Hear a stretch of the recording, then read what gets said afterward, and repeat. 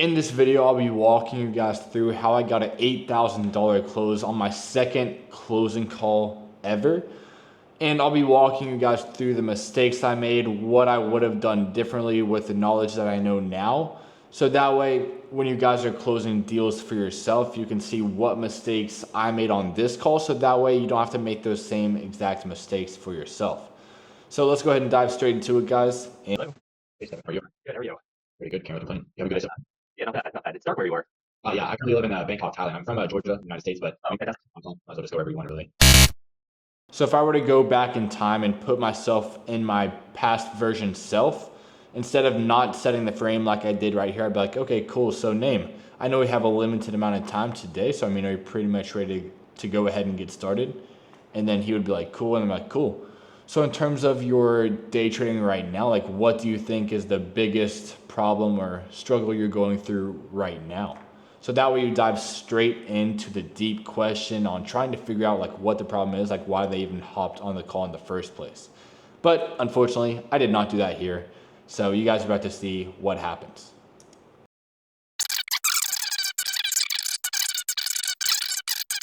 In the markets.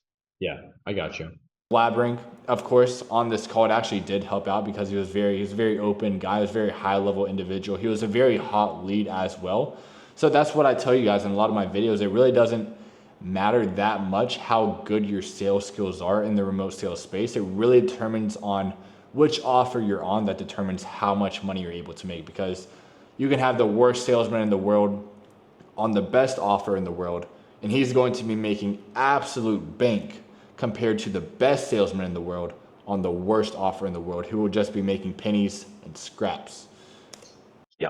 So, I mean, in terms of training, like, what do you think goes is to find a system that works best for you, or just have like a bit of accountability, psychology here? So with that question, what I would change about that, I would be a little bit more open and let him answer it for himself, because as you guys saw, I only gave him two options to kind of answer. So if I were to fill in my previous self's shoes, I would just kind of ask a more broad question. So I'd be like, so what do you think the big struggle is for you right now? So, I mean, that's pretty much what you should have done, what I should have done at the frame, but I was asking right there. So no worries, let's keep going on. All of the above. When I so basically I led a high frequency team over when I was younger, and basically we were basically taking the backside of trend lines of Confluence CrossFits. During that time, that worked really well. It works less well, it seems like now. As you know, I actually don't know why. I don't know the actual first principles around it, but that was one of the strategies we used, backside trend lines, connected pivots, to be able to reduce our risk reward or reduce our risk and have pretty high reward. So it wasn't a high probability trade, but it was like in terms of like 89%, it was very high risk reward. So we were able to control the risk really tightly. Oftentimes we see 3 1 4 1 risk reward ratios around these trades because of the amount of we basically just we get to a couple candles depending on the time frame we're trading on to be able to determine our risk. Basically becoming less and less as it moved in our favor. So you have the backside touch, so that if it broke the upside trend line, it would break and then hit the backside of it. So as it moved down, you now have a new your stop is basically no longer it's actually in your favor now. It's closer to Yeah, things have changed often back in the day. I have had, one thing that I've sunk my time into is food. Worked around the world different restaurants, mostly at admissions of restaurants across the world, which is really boring. So current company has been really boring as well. I find myself having a lot of family hands, especially because we have, hired really well. We've had a tremendous amount of infrastructure in place. Been running since for about 9 years. The delivery service for high, I was a high network professionals across California. We expanded nationwide. And there's still a lot of work to do. I still get my hands during a lot of food, a lot of development, a lot of concept development. But yeah, I always wanted to get back into trading. It was really, really good for me.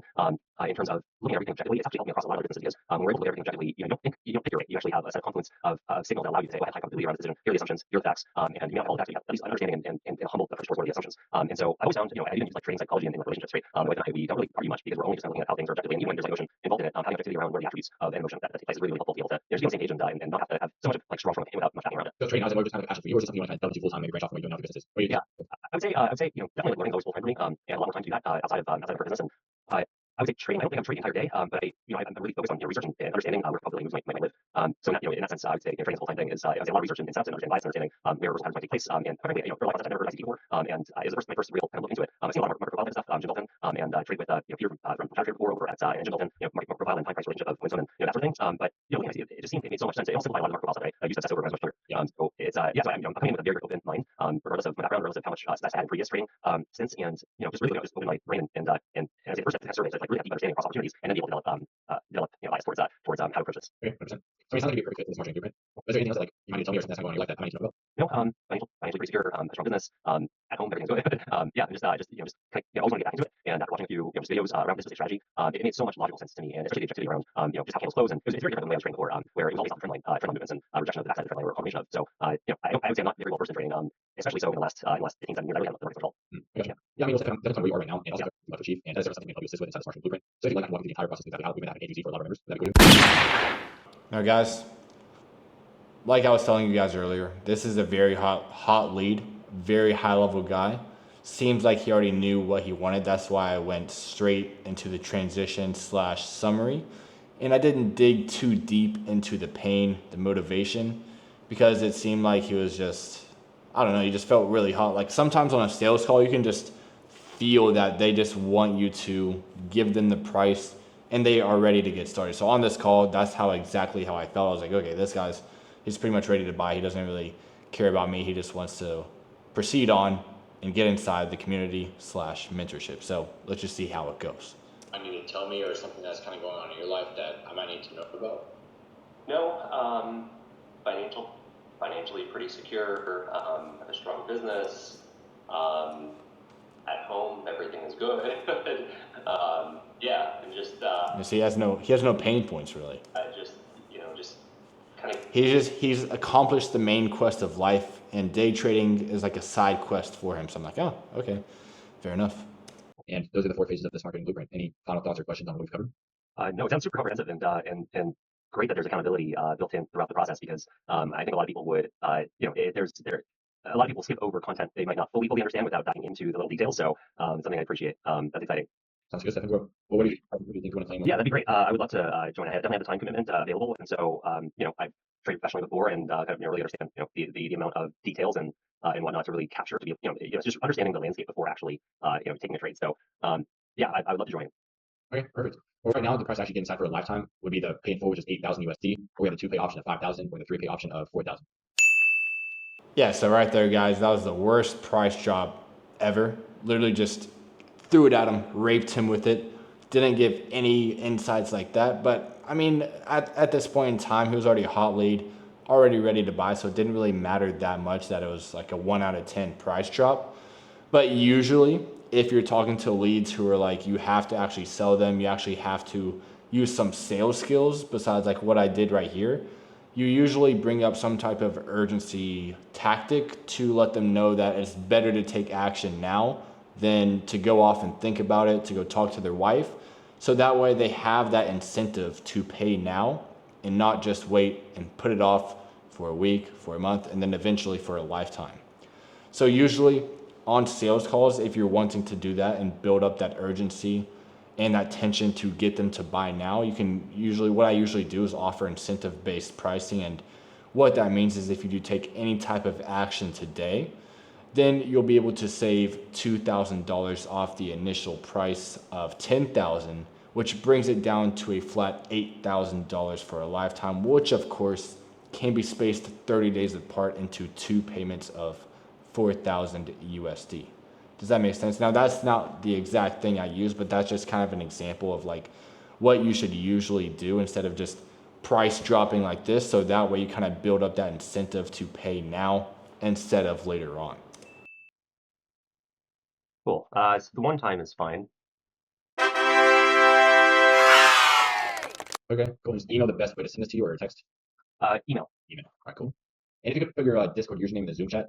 Sure. And is the right email the stefanlegal3@gmail.com? Yeah, that's it. That's it. Mm-hmm. I have another email as well.